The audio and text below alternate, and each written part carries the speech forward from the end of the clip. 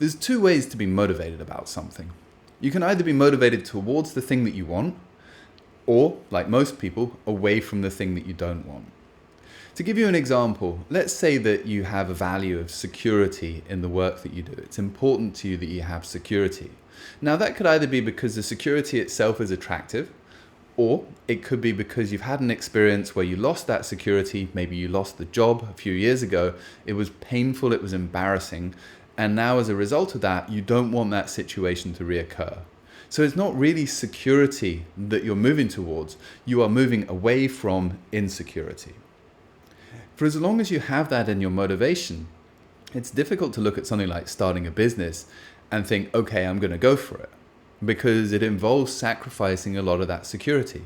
But if you want real rewards and real achievement in the business arena, then you have to be able to take that gamble.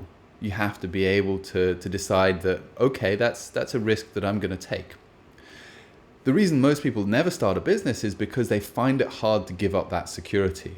And it's not really security, it's the worry about being unable to pay bills. It's the worry about what people will think about you if you don't have a job.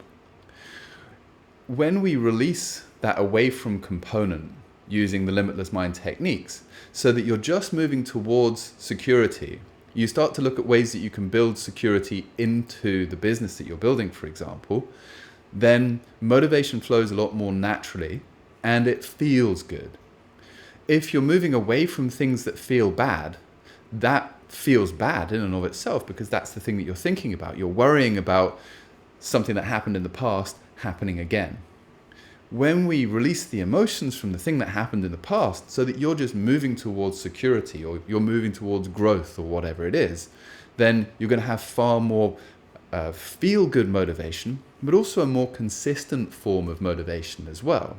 Because what happens when you're moving away from, let's say, insecurity, you move a certain way away from it towards security, but then all of the motivation disappears because you're not really that motivated to have more security. You just don't want to feel insecure. So as soon as you're no longer feeling insecure, that's it. You don't have any motivation to do anything, and you slide back towards insecurity.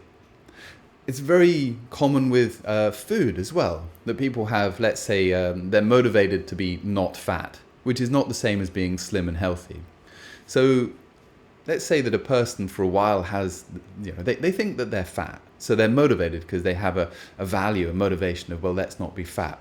They move a certain way away from it, but then all the motivation disappears because maybe they get on the scales and it hits that magic number for them where they no longer feel fat, and they start eating donuts again, or they stop going to the gym until they're back into what they consider to be fat, and then the motivation kicks in again, which is why people do this sort of yo-yo dieting thing.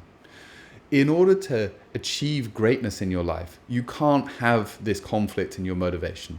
You have to let go of the negative components and focus exclusively on the positive towards motivations, which is something that Limitless Mind does.